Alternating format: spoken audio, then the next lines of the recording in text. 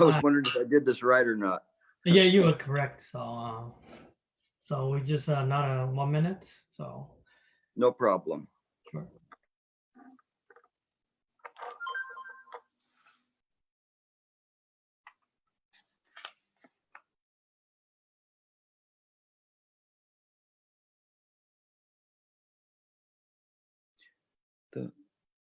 The word esoteric in Chinese is. I don't know. It's like, You can tell Mom.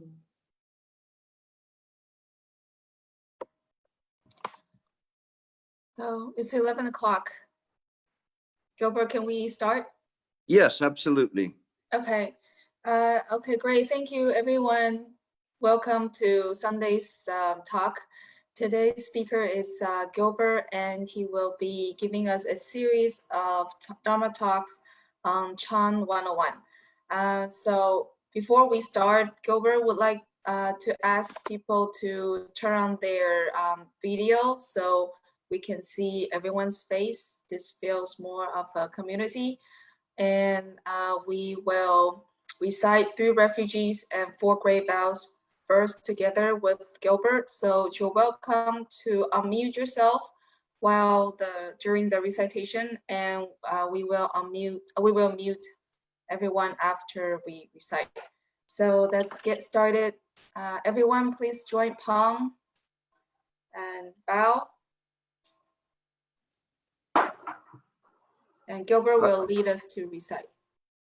Just try to stay with me. I know it's a little bit different, but we'll go through all the feedback, but it's nice to hear everybody's voice. We will begin with the 3 refuge. I take refuge in Buddha. I take refuge in Buddha. I take refuge in the Dharma. I take Take refuge in the Sangha. I vow I vow to deliver to innumerable innumerable sentient beings. I vow I to vow help to help less vexation. I vow I vow vow to master to limitless virtues Dharma. I vow I to vow to attain attain in supreme Buddha. Vow. Very good. Good morning to everyone. These 3 vows are very important. 4 vows are very important. I think it's something that if you say these every morning before you start your day, you will find that they're very, very beneficial because they're like a compass that sets you on your practice, and you're able to go through the day with a instant reminder of what you're doing here and what your goals are in terms of using this body. Last week, we talked about the idea of the exoteric and the esoteric. The esoteric is a little bit different. Exoteric is the Dharma that we practice, we study, and we learn about how to practice. But the esoteric is a little bit different because it's this beyond words and phrases. It was there from the very beginning, from the very first time in which the Buddha twirled a flower, and Mahakasyapa just smiled, nodded to him and smiled and said, yes, that in his own mind, there is a joining there of the mind. This is very, very important because this practice of Chan goes way back and into the heart of the matter. Oftentimes people will say, well, Chan came much later, and it wasn't really from India, it was from China, and they put their own spin on it. But what really attracts me to Chan is that it's true to the doctrine from the very, very beginning in terms of how to practice and how and what we're practicing. So what's important in terms of this is that we have to understand that we're practicing mind. We're not practicing to try to make this body, this person, this Gilbert, a better person, a better human being. That will not accomplish our purposes, and it will not deliver us to anywhere. In fact, where are we going to be delivered to? But we'll get into that a little bit later. But these are questions that you have to explore, and you explore these not from words and phrases, but via contemplation of the mind.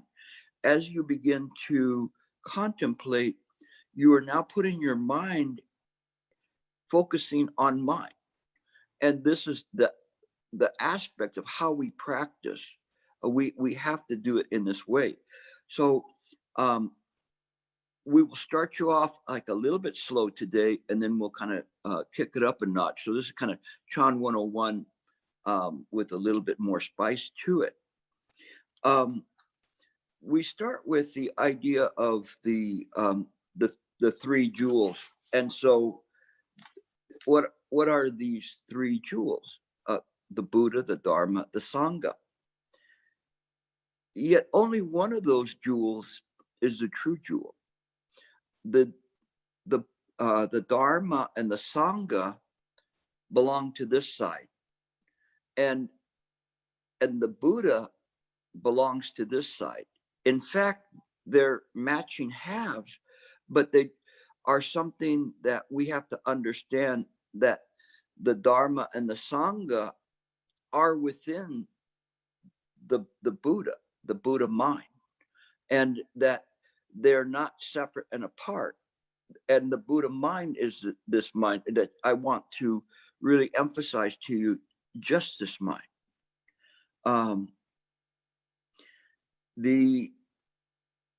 This side is a side of illusions, of dreams, and it's something that is driven by our habitual tendencies, and it's governed by the karma that we've generated as individuals and as a group of people.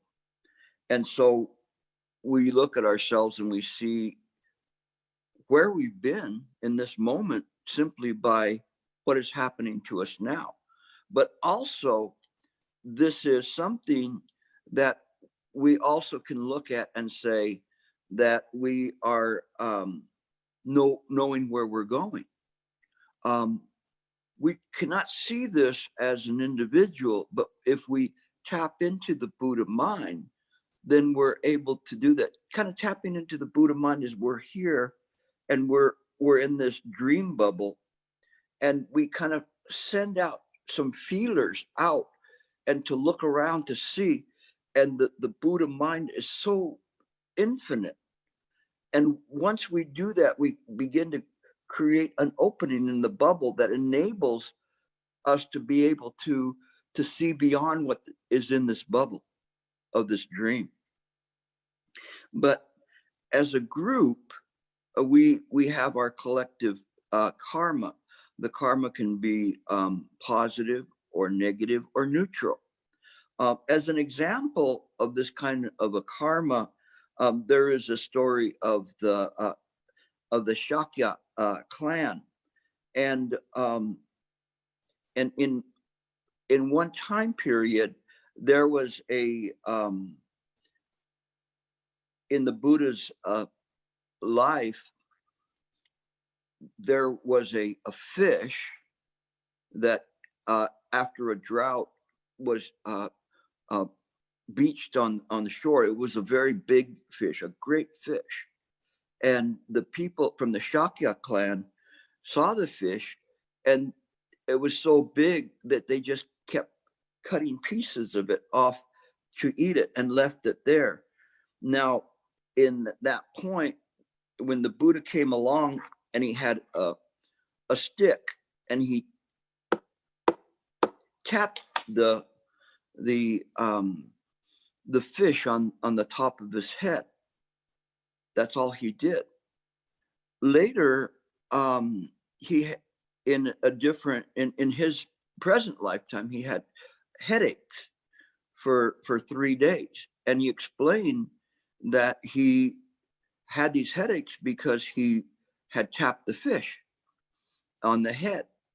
And so what's important with this is that in this appearance body that the Buddha has, he nevertheless had it was subject to these laws of karma. So even the Buddha is in this way in terms of connecting with everything. What's more interesting is that in the Buddha's lifetime, there was this king, his name was Prasenajit, and he wanted to have a connection with the Shakya clan. He was from a different clan, and so he was very powerful king, but he wanted to have this connection. But the Shakya clan at that point thought they're very high, and in that time period, and probably today, the caste system in India prohibited that people from mingling when they thought they were a little bit higher than the others. So he had asked for a merger via a wife, the princess, somebody of royalty. And the Shakyas didn't want to do that. So instead of sending a princess, they sent a maid that was a very beautiful woman, but she wasn't royalty, to go and wed with him so that they would not have a battle with each other. Later, that union had a son. His name was Virudaka. And this prince, he had gone to visit the Shakya clan, and they treated him very, very bad, and they treated him very low and mocked him. And he did not like that. And as a result of that, when he came back, he vowed revenge. Now the Buddha saw this and tried to protect his clan. And so he asked Mahakasyapa to try to protect them. And so they gathered up all of the people, the clan, into the hand to protect it. But when he opened his hand up, all he saw was blood. And the point of this was because this prince, now becoming a king, he slaughtered the Shakya clan. And this is a group karma that happens. And so we look all over the world and we see karma, sometimes a good karma, sometimes bad karma, depending on what's there. But it's all connected. Everything that's appearing is connected. This is the law of dependent origination. And so all of these things are there, and we see how the world operates. Now, this is important for us because as practitioners, we should not think that everything happens just by accident or by happenstance. It happens because it's connected to something, and it's very, very important. Now, there's a little bit of a twist here, because we still, in this dream world, we have a free will. So we can change things as we go along. So it's not predestined where we cannot change it. But the mind is something, because this is just necessarily a dream bubble. We cannot change mind, but the appearances within it can be changed. And if it's not, then there would be no necessity or reason to give the 4 great vows. So this is kind of a little bit of a quickie presentation with respect to the how karma works. Now we're going to do a little bit of a quantum shift, and to throw you into the deep end of the pool. And we get to Master Ling Chi. And in one of Master Ling Chi's treatises, he said, for 12 years now, I've been searching for this thing called karma. And I have not found anything that one could call karma, even the size of a mustard seed. So we go, well, wait a second, Gilbert, you just talked about this whole story of this collective karma and individual karma and all of these things. And so what happened? Oh, and I forgot to tell you, the prince and who slaughtered the Shakya Khan was the fish from the previous lifetime. So he exacted his revenge on them. So now what we get to is me telling you via Master Ling Chi, there's no karma. And you go, but wait a second, then if there's no karma, what am I doing? What is this? What is all of these things? And so then the question comes up. Let's see if I can put this in there. What is mine? This is a question. What is mine? And we have to look into this. Once I was at a retreat and we were doing the slow walking meditation, and I was the leader at that point.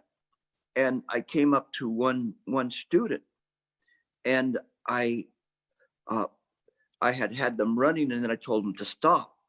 And when they stopped, they came up to him and said, "What is the question?" Very, very loud. And this practitioner was startled. He was startled. What is the question? And then he was going to start to give me an intellectual answer. And I just hit, boom, too late. Because in that moment, the self came back in.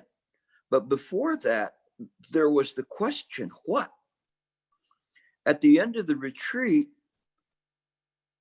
I gave him the answer.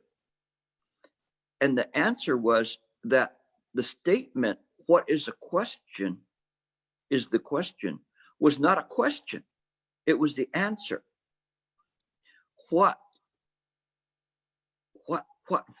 We always look at, what is mine? What is this? What is this appearance? Always asking. So that is the question that you have to ask all the time. So wherever you're at, what is this? What is happening? We have to be clear about it. So then we look at it. Now let's get back to Master Ling Chi and saying, well, why is there no karma? And we say, well, then what is mine? And what am I doing here? And am I real, or am I an appearance? Now you're seeing me somewhere on a computer screen or on a cell phone or whatever. Am I real? Even if you came to my house right now, could you say I was real? And if you came back 100 years from now, you probably would not want to see me. I would probably scare you if I'm still talking at that point. So we have to look and see things in terms of what is this reality, the idea of whether there's appearances and an apparent reality or an absolute reality. This is where we study. We have to engage in this practice of mind, not trying to polish the consciousness. The consciousness can never know mind.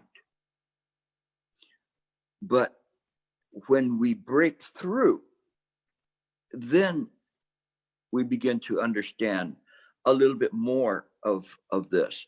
And I'm going to change gears here from what I was going to talk about, which often happens, because I think that this will help. And since this is Chan 101, I want to introduce various characters and people that have are part of the Chan tradition.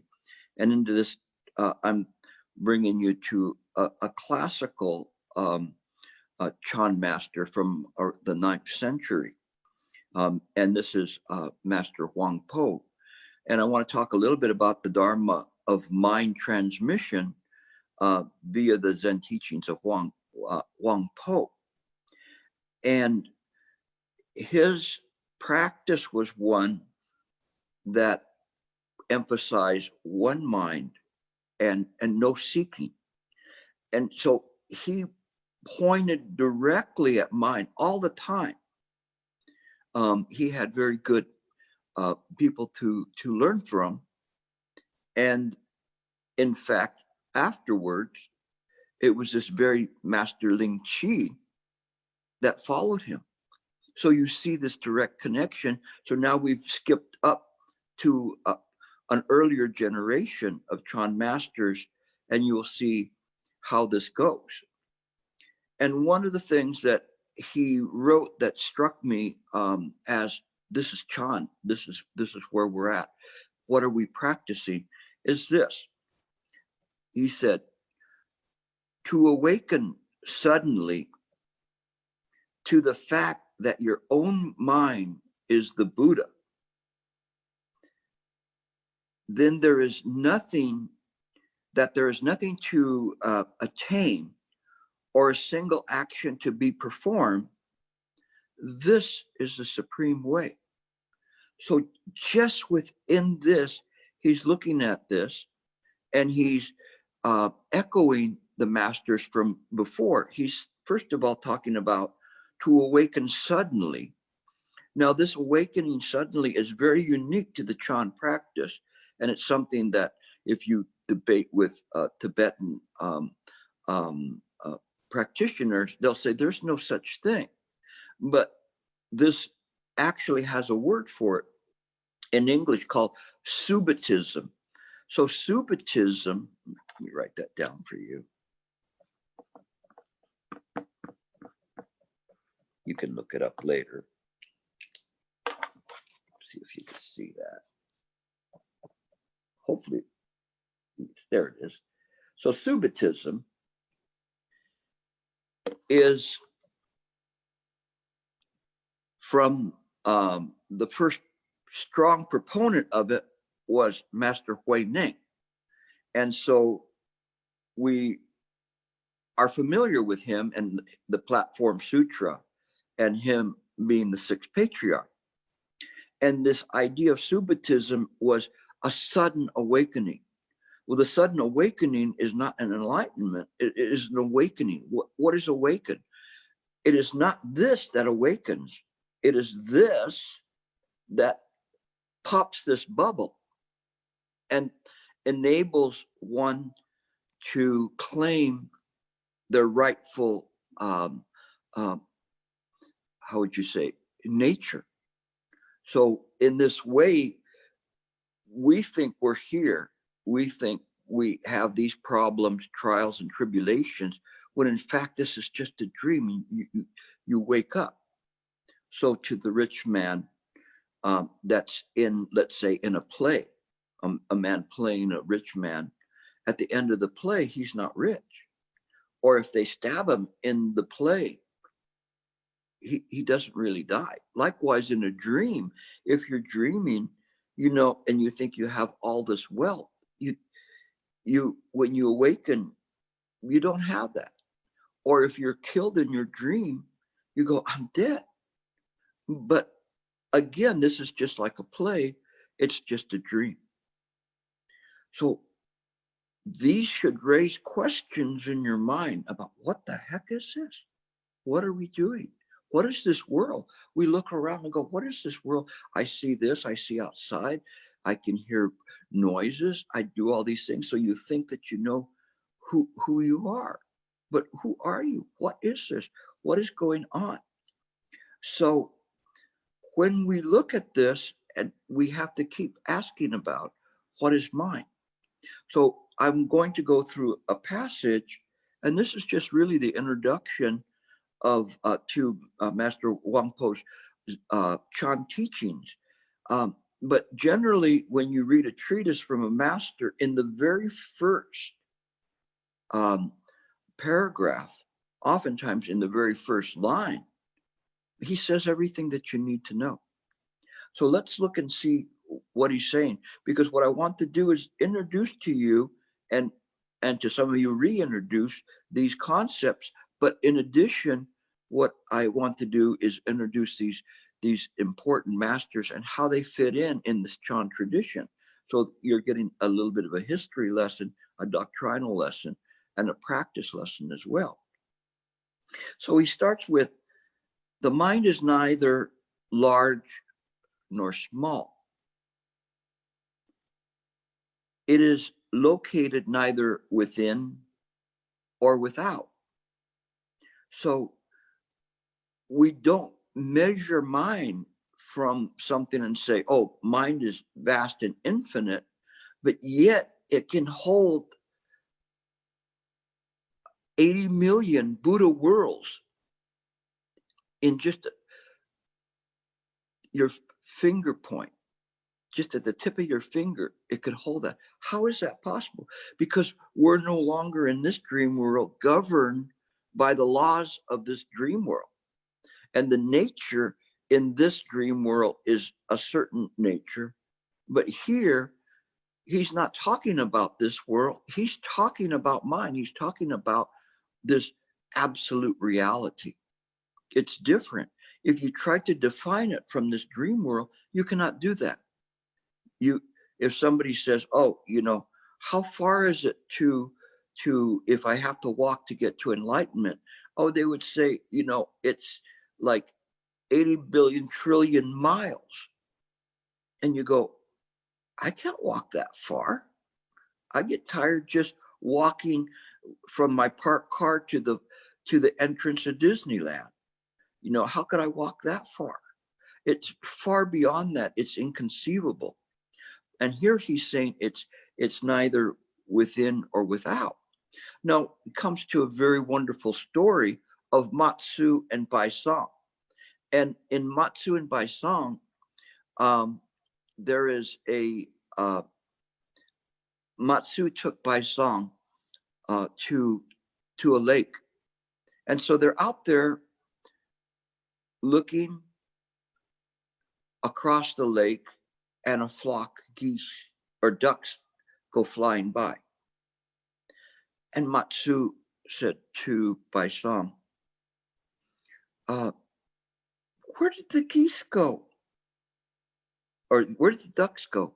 And Baison said, well, they went that way. And then right in that moment, Matsu grabbed Baisong's nose and twisted it very hard, which was a very, very, very painful twist, hard enough for him to become enlightened in that moment.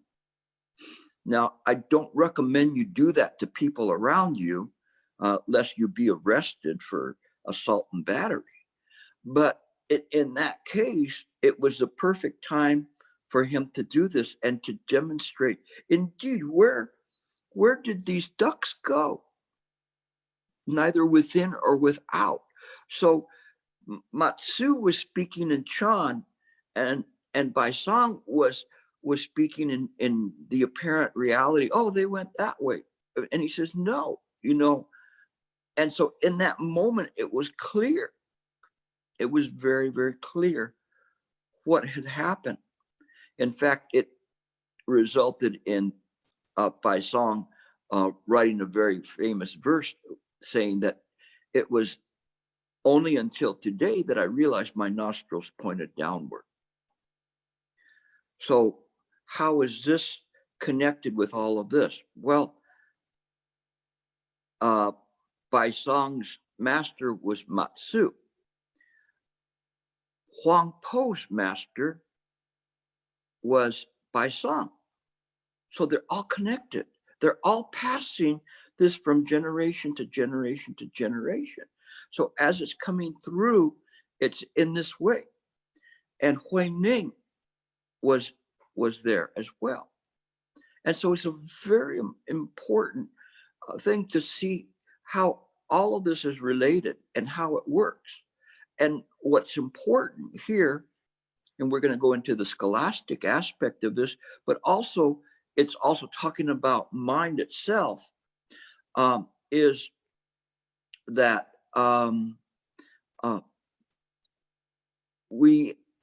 let me do one thing real quick. I can see Eon there.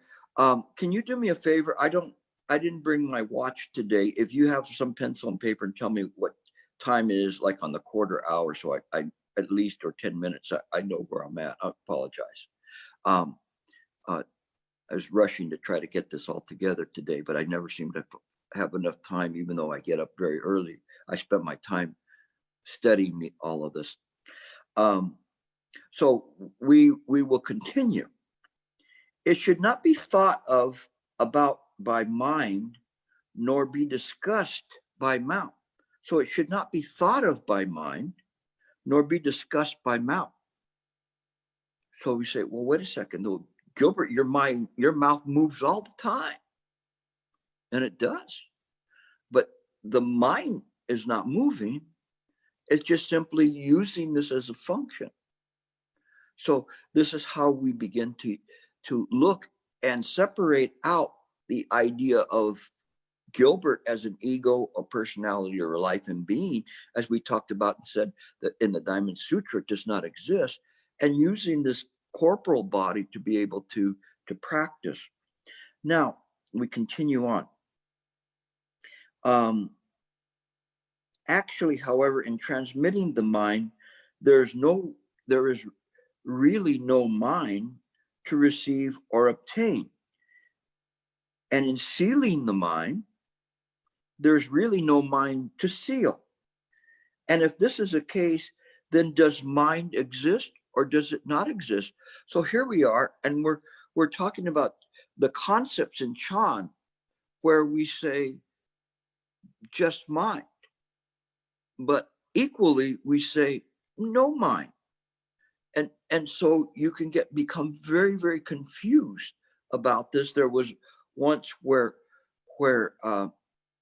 Matsu sent one of his monks to inquire about another monk that had gone off on his own. And so then when he was talking to him, he said, "What does that old monk teach?" And he said, "He's teaching there's no mind." And the disciple just laughed, and he said, "That old coot, that there's no end to him and his ways." He says, "When I was there, he taught just this mind."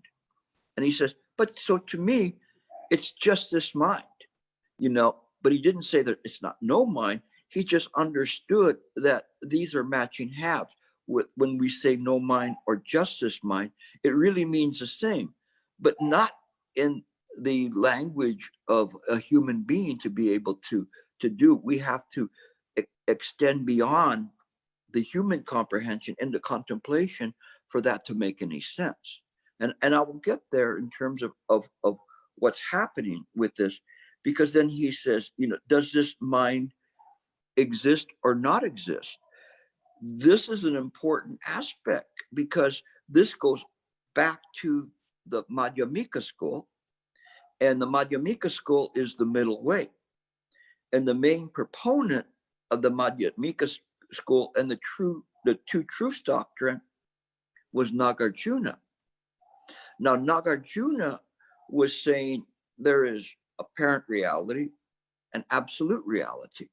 And they would ask him which one is the real reality, but he would not respond. And if he tried to respond in that moment, he would be wrong. So he left it in this way, but it was a little bit unsatisfying to people because it was like, well, we don't really get this. What he was doing was presenting a very important aspect of the development of Buddhism. And this is ekayana. And let me show you that word in my PowerPoint. See, I have the power to point. So there you are, ekayana. So ekayana is a very interesting term, which is essentially just this mind. So there's just mind. And this is this absolute truth or absolute reality, we need not talk about it. But then they say, Gilbert, why are you talking about it? Because if I don't talk about it, you won't know it. And if you don't know it, you won't know how to contemplate to be able to settle this mind. You trying to push and push and push and push out thoughts when you're meditating and trying to do things, which is just an incredible amount of silliness and a waste of time. Better just to do what Master Huang Po would say, to awaken suddenly and say, oh, you know what? I was doing this all wrong. I could have done it in a different way, but we don't see that. Yet right there before our very eyes is what we should practice, but we don't spend enough time to contemplate what we're reading. And you see how rich this Dharma is.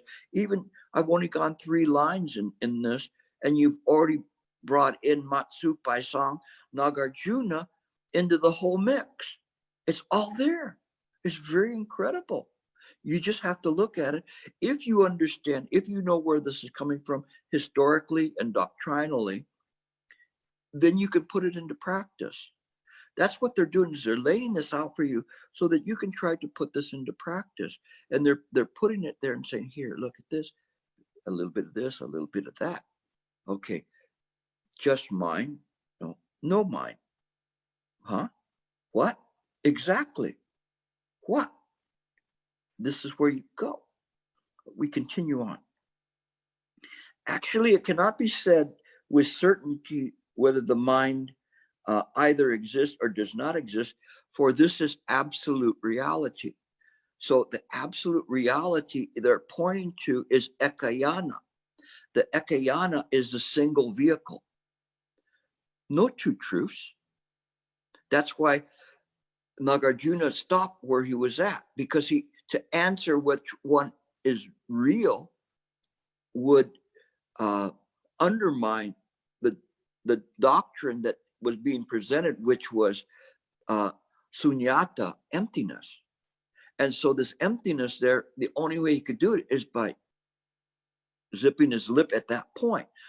Beyond that, then philosophers and scholars would go, aha, we got you. So he didn't want to go beyond that. But this idea of this absolute reality, how are we doing on time? Okay, this absolute reality is that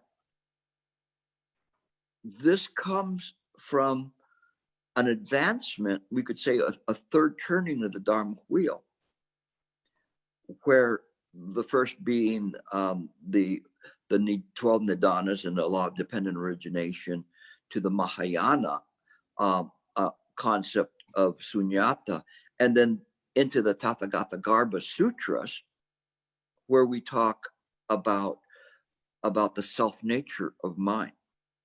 And what is important with the self-nature of mind is that this self-nature of mind, everyone has it. Everybody can use the self-nature of mind, but it's not this. It's not the concepts in the dream world. The self-nature of mind is where the bubble is held. The bubble, pop it, boom, it's gone. Where did it go? And really, where did it go? Where could it have gone? You see? Did it go, was it within or without? No, you can't say it was within or without, because within or without only is in the dream world. So the dream world holds within and without, but this is not ultimate reality. This is just a dream. When one awakens, this disappears and there's mind. Does it disappear completely? No, it doesn't disappear. Like if you're sitting there and you're practicing and all of a sudden, you disappear. Well, that would be ridiculous. That's nihilistic. You're not going to disappear in that way. What disappears is your ignorance. Because I'm not talking to you as individuals per se, I'm talking to you as part of the Buddha clan. And as I think I mentioned before, this Ratnagotra, which is this absolute clan. So if you look and you go, this is me. No, what's listening to me is the very mind of the Buddha and the patriarchs. Besides that, that's impermanent. What's permanent is that is paying attention at this very moment. Maybe this might be a little bit beyond Chan 101, but nevertheless, it's pretty good stuff if you pay attention to it. Okay. And so, and actually the next line says exactly what I was presenting to you. This is expressed in the Chan sect by the maxim, if you open your mouth, you are wrong. If you give rise to a single thought, you're in error. So this is our way where we're talking about this. And let me continue on. So if you can quiet your thinking totally, all that remains is voidness and stillness. This voidness and stillness is something that we have a difficult time in terms of really understanding what voidness and stillness is. We think the void is like you walking through, and you're going into a wall and boom, there's nothing on this side. You just go like, wow, where did the ducks go? I don't want the ducks go this way, boom, they're gone. But it isn't in this way. This voidness and stillness is just that everything is mine. If everything is mine, we have nothing to call mine, so there's no mine. And if people scratch their head and say, I don't understand this, if everything is mine and there's no mine, and then at that point, I would say, never mind. And they go, what? And I go, that's the question. Kind of like a who's on first of Chan. So this idea of Wu Nian is something that is very, very important to understand, that it is not, that the mind is not being thought of in, or you have no thinking, that there's it's not a mindlessness, it's the exact opposite. It is this total awareness of all the things that are manifesting. Now to the Buddha has total access to all the information. To us, we start to be getting a little bit of more information as we go along. So as we go along and we begin to understand things, then we understand, okay, I shouldn't have said that. Later on, you say, I'm thinking of saying this, but I'm not going to say it. And then later on, you don't even think about those things. The mind is very, very clear. It's kind of interesting because I was reading something in terms of from the Madhyamika school, and they're talking about this idea of consciousness and saying that we have two consciousness in terms of it. One consciousness is the consciousness of thinking about what is going to come or what is manifesting. And the other consciousness is more like, let's say, spatial and time oriented, that is what is happening in this very moment. But to the Madhyamika school, they said, none of that, that's just consciousness, that's not mind. And this is what's important here, is because in our Chan school, we have to begin to practice from the idea of, indeed, what is mind? Back to that question, what? So we have to practice from this way. If we do not practice from this way, we will not be able to turn the corner with this, because we're attaching to this and we're saying this has to clean up. I want this to become enlightened. But then that would be like two moons, right? You have the mind, and then you have this one here. And if this one did it, then you'd have two minds. But it's not that way. It's just the one, the ekayana, the absolute truth, this one mind But within that, there is the self nature of mind, which is that which is listening in this moment is the Buddha mind. But because of causes and conditions in this dream world, it is trapped like a bubble within mind and is unable to realize its true, I hesitate to say birthright because it's not born, but it's true right. It's free. It's liberated from this fake shell that's there. And once that happens, it's free to navigate within this shell, seeing it as just simply a dream world. It's clear about that. It doesn't have fear. There's no fear there. And that's what's really, really important. How much time we have? Good, thank you. So where we're at is that this is an important aspect in terms of when we're sitting to meditate. When we meditate, we have to use our awareness. We contemplate the method. We understand that anything that's appearing, anything that moves is not real. It is appearing in mind, just like the method is appearing in mind. We only have to artificially cling to the method and let the other thoughts fly by. There go the ducks. Where did they go? It doesn't matter where they're going. Where are they going to go? Like if they start flying by like this, do you really think that they're continuing to fly, or does it matter? They're all within mind anyway. So leave them alone. We don't have to worry about that. They fly this way, let them fly. They're flying all over you. It's okay.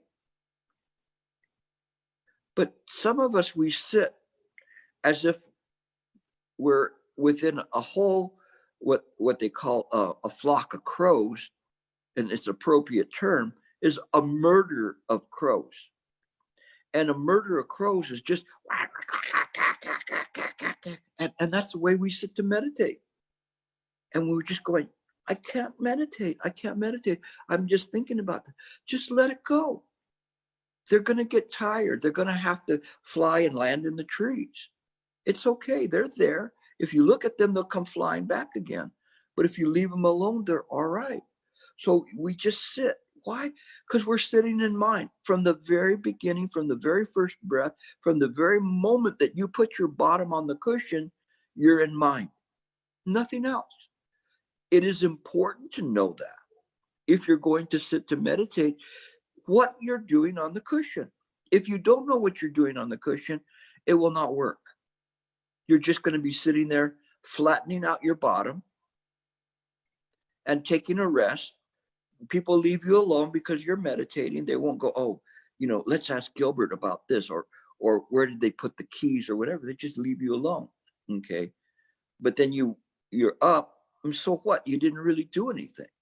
But when we sit with the right purpose, what is mine? You don't have to answer. If you answer it, I'll probably come by and slap you and say, no, it's beyond words and phrases. And even you go, can you please twirl a flower for me? Oh, quiet. That's already been done. That's 2,500 years ago. That's, why do I want to do that to you? That's just like nonsense. So just practice in the right way.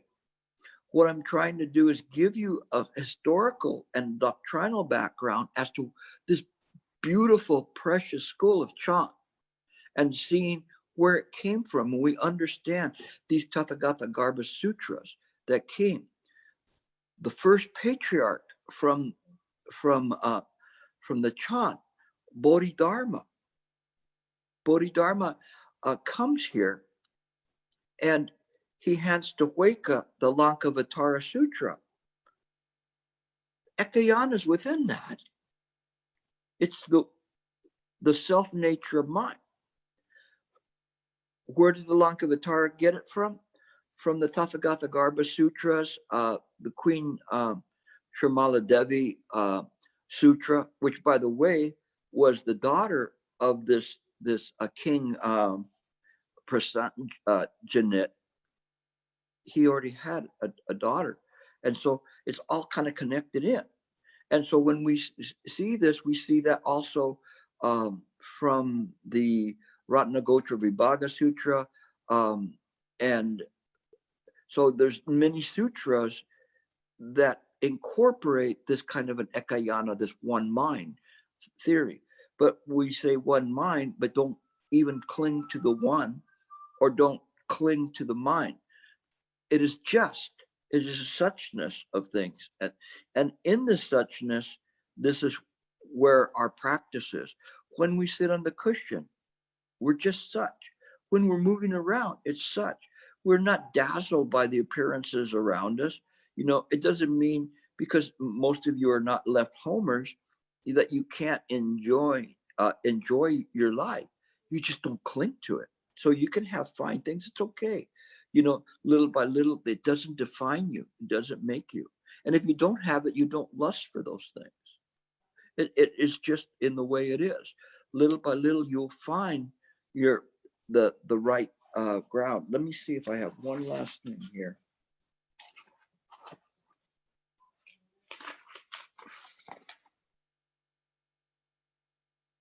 This is I'll close this out today with Master Ling Chi, and so he's saying, and at this point he was a little bit behind Huang Po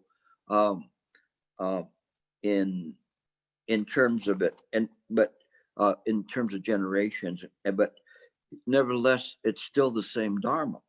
He says, friends, I tell you this, there's no Buddha, no spiritual path to follow, no training, and no realization. What are you so feverishly running after? Putting your head on top of your head, and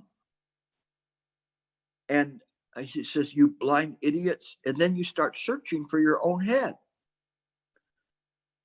The trouble lies, okay, where's the trouble lie? The trouble lies in you're not believing in yourselves enough.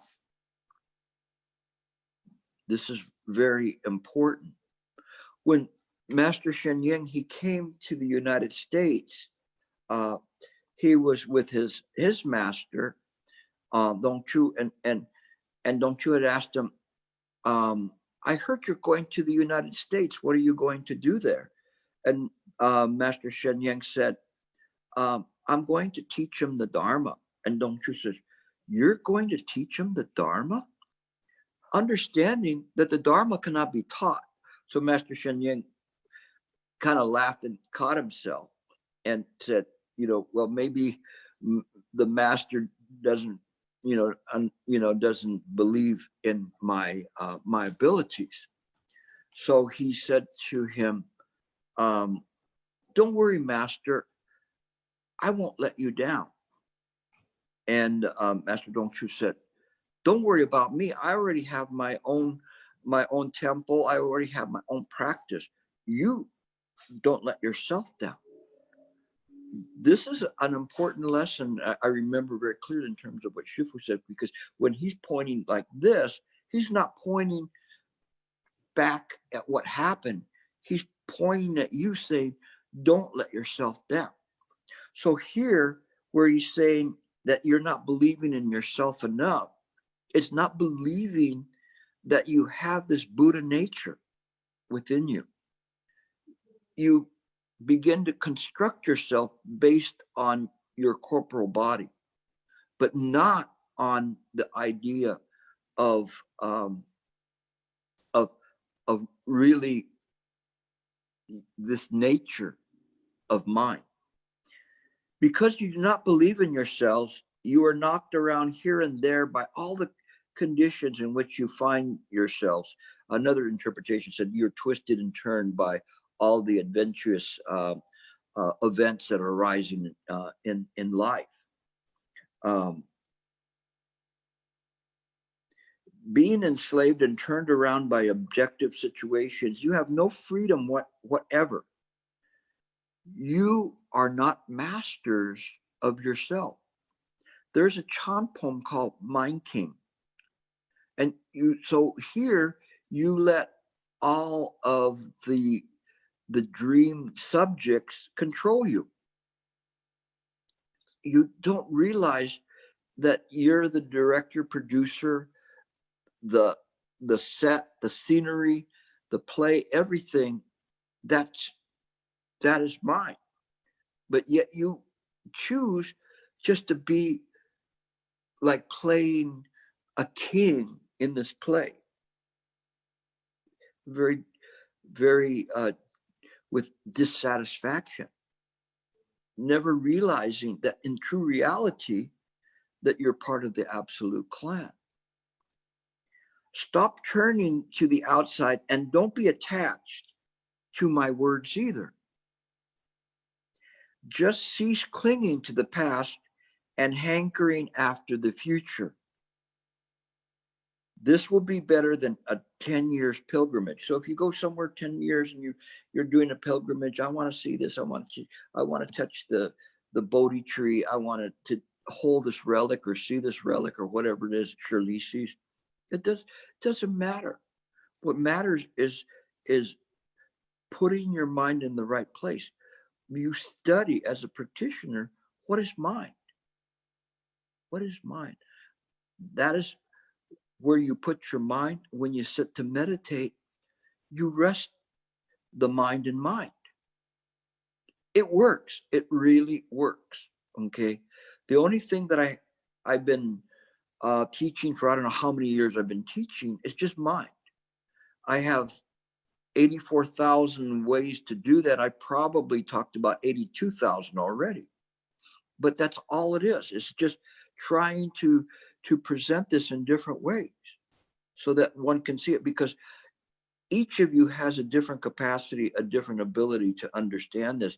But I figure if I talk long enough, if I can keep this body alive, then one or two of you are going to be able to get it. And the rest of you still have potential. So I believe when I say one or two, I'm just kind of kidding. I think all of you can do this. And so you can do it just simply by practicing in the proper way. So I'm going to end there and take some questions. Okay, so now we can, this is the question time, so you can raise your hand and we'll call your name and ask question. You can unmute yourself. So Ching's iPad, yeah, please unmute and you can ask your question. Hi, Gilbert. Thank you very much for the good teaching.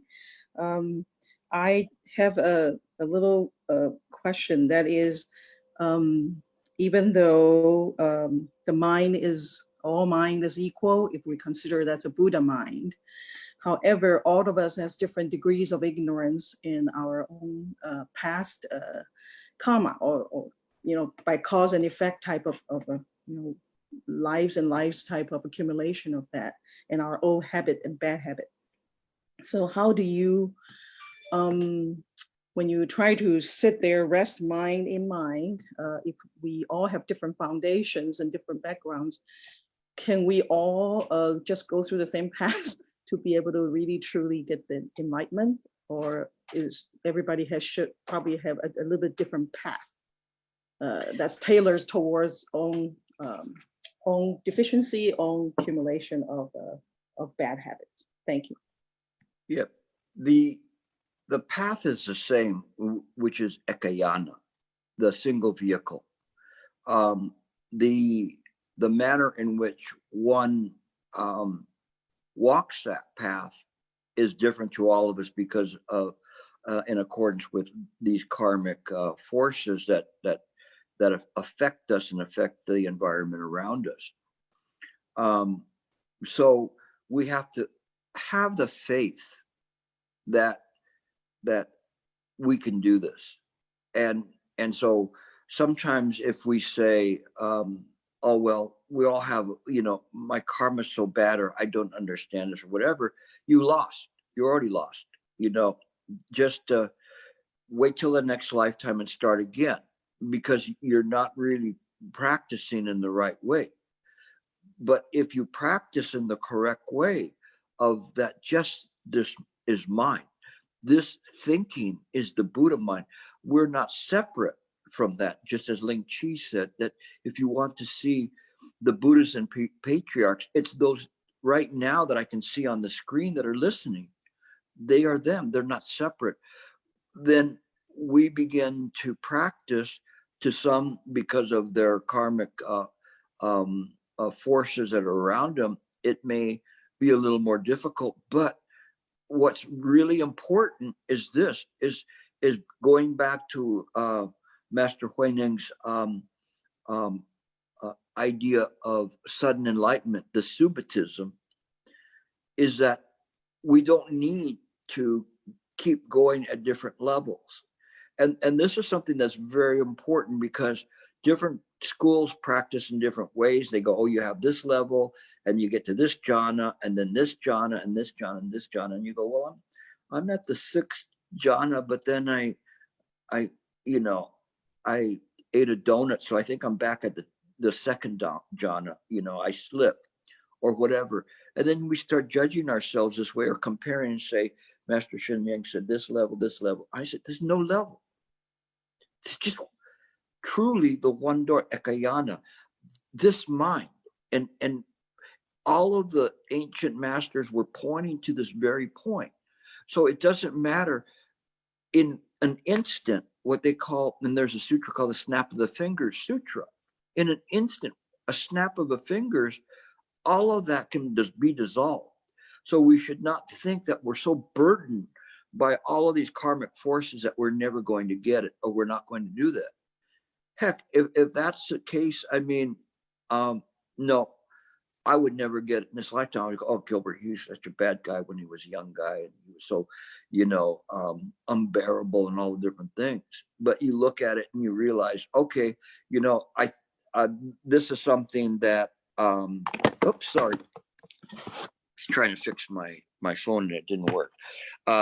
So this is something that is, to all of us, we are mindful of these karmic forces, but on the other hand, what we do is we're also mindful that in any moment we can break through. And we have that kind of feeling. That's why they're saying, don't let yourself down. Don't worry about how much karma you have. Just practice. And there's not one of you that I could look at and say, oh, you're never going to get it. Okay. No, because you can get it. And that's the fundamental change there, was that we all have this self nature of mind. Even the worst of the citizens of the world have the self nature of mind. It may take them a lot longer to get there, but nevertheless, if for some reason they can reverse that, then they can do it. There was the story of the and I don't remember his name, one of the disciples of the Buddha. I think he had killed like 999 men, and he was going to make the Buddha his 1000th, kind of like a capstone on this great achievement that he had done. But the Buddha was able to convince him that this is not correct, this is not proper, and he began to follow the Buddha. Of course, when they went to towns, people would look at him and go, I know you. You're not the disciple of the Buddha. You're this nasty guy that was killing everybody for no reason. And so he still had to suffer the karma of all of that. But in another way, though, he was able to understand from where this karma came from, and it didn't prevent him from having an awakening. So we all have that potential. Okay, I saw a question, I think, from Jack. This is posted by Jack. This question is from Wendy Zen. How can we have more faith, believe in ourselves? We have more faith by listening to well-known advisors, by studying the Dharma. And one thing that's really important about all of this is that when we study the Dharma, we begin to see, oh, this master says this, and then we read this and say, oh, this master says this. It doesn't matter. You can read the Madhyamika school, the Tiantai school, the Huayan school, you know, the Tibetan school. And although doctrinally there's some slight differences in them, nevertheless, there's some basic understandings that are there. And as we begin to study, we begin to have faith that how did all these people, they're saying the same thing. And so that gives us faith because we see that. That's why I always using the quotes from the various masters. I don't necessarily need to do that for myself, but for you, it helps because then you see, oh, this is how it followed. This is the progression, but they're all saying the same thing. So then they say, well, then, you know, this is not Gilbert's words. These are the words of all of these masters that we carry on. And it's kind of an interesting thing because early in my career, I had written a book and showed it to Master Shen Yang, and he had some people read it, and they said it was a bunch of, you know, wasn't prime time stuff, which was okay with me. I didn't have a problem with that. But then later he had told me, and you wrote this book. He was kind of testing me to kind of see if I was ripe or not. He said, and you wrote this book, and all it was just my words. You know, you just took my words. And I said, yeah, you're probably right. I did. And then later on, I found out that his master told him the exact same thing.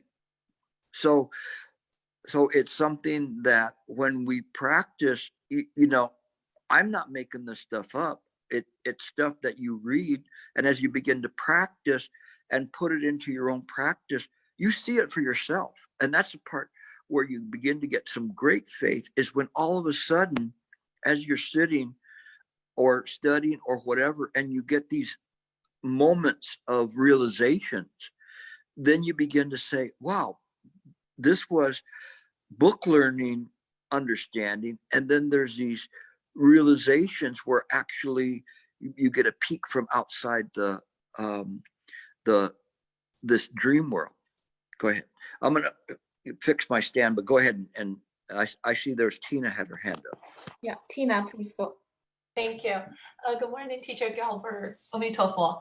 As a beginner practitioner, I understand you say the right way is to be awareness of my be awareness and also be contemplating the method. But as a beginner, how do I know if I'm practicing the right way? Like, is it less vexation during daily life, or is by how do I know? I understand you're the right way, but how, like during the practice, I still have lots of thought going around, and I know, say, don't think about it, just let it go, and then go back to my method. So just by, I don't know if I formed my question correctly. No, I understand your question. Okay, exactly right. I'm just smiling because at there's going to be some point when you get some realizations, and they can be very, very subtle realizations where you'll never even know. You'll never even know it. All of a sudden, your behavior is modified. All of a sudden, you're saying, oh, I want to help out in doing this. I want to do this. I want to set up a study group. I want to help in translating. I want to do these things. And they just arise naturally out of your mind, where before you would think that wow, you know, this is going to take a lot of time, and yourself is keeping you from doing that. You sometimes you don't know. You just begin to practice, and your practice keeps guiding you towards more Dharma related activities. And you're using your heart and say, whatever I have practiced, I want to share it. Even if I don't know and I am not awakened, I still want to share what I have because it's interesting. It's something there. So you take your time and you just do that. There's times when the realizations are very, very profound and it's clear. And there's times when it's just subtle. I remember once when somebody had asked me to write down what I had done for Dharma Drum. And I go, I don't remember anything. And then I sat down and started writing, and I didn't remember I didn't remember all of these things until that moment where I had to write it down. It came naturally to do that. And so this is kind of the way it is that the more that you practice in this way, the less the self is going to know your level. Only the self is concerned about the level. Only the self is concerned about realizations or awakening. If we just simply are practicing, then we're not concerned about the results. The results will come if you plant the seed into the ground, the melon seed, and you cultivate it and you plant it well and give it fertilizer and water and light, and then it grows. Voila, there will be a melon that's grown. We don't have to worry about, when it's going to happen or whatever. It is what I would call a self-fulfilling prophecy, but this is the self nature that will fulfill it. So don't worry about how far you've come, or more importantly, how far away it is. It is just in this moment, just like I said, in the snap of a fingers, it can hit you. And it could be something from your past practice where all of a sudden it all clicks in. And that happens with many, many people, where all of a sudden in just a moment like that, it's there. And others, it just comes up like a darkened room that begins to become illuminated. These are analogies, but they give you an idea that just don't be concerned about the idea of when you're going to get there. Sometimes I say it's like when I put a whole group of new practitioners into the cart and I'm driving, it's like taking a bunch of young kids on a vacation, and they're going, Daddy, Daddy, when are we going to get there? When are we going to get there? And you just say, in due time, you'll get there. And so keep doing what you're doing. Just keep practicing sincerely, and it will come. You won't have to worry about, when it's going to come, or the validity or whatever. Sometimes with accomplished practitioners, and some of you know who you are, you're looking for that big brass ring. You've already had some realizations, but you're looking for that big brass ring. But it's that very craving from this bubble that's keeping you from breaking through. You have to let go of that. You have to let go of that kind of a search. That's why Huang Po, his main teaching was, don't seek. It doesn't mean that you don't practice and you don't study, but you don't have this mind of attainment in this way. Shifu used to say that you need both eyes on the practice. If you have one eye looking towards when you're going to get there, it will never work. You need both of them focused on this moment. Okay? Thank you. Amitofo. You're welcome. Amitofo. Any other questions? We covered a lot of ground today, so I'm hoping that you are going to be able to kind of digest all of this. The next time around, as we do this, that you have more questions, because unfortunately, what happens a lot of times is that with these kinds of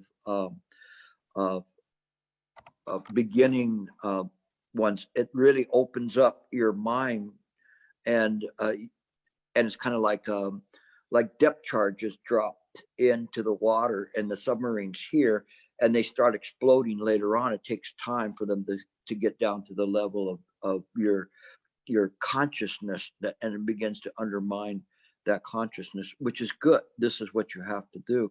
So I've showed you doctrinally today and historically where things are. And so this is what is important. And now you have to practice. Now is a question from Wendy. Okay, Wendy's question is, how do we know we are doing it right?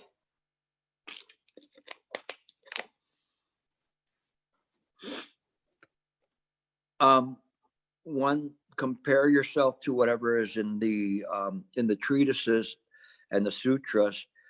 There's some wonderful treatises of the Chan masters, and you use those to compare what you're doing, and you talk to well-known advisors, and you have faith in yourself that you are able to practice this, and don't keep looking where you've been or where you're going. Just stay in the present moment. The Buddha's in the present moment. Shifu used to always say that. So you stay in this present moment, and you just have this faith. The faith is important, but the faith comes from listening to the Dharma, and it comes from reading the Dharma, and then from practicing the Dharma. Little by little, this faith will become a realized faith, a realized practice. When I say realized, it means that as you begin to practice, there's a certain amount of profoundness that comes from reading it, where it's no longer words on a page, but it opens the contemplation for you to be able to do it.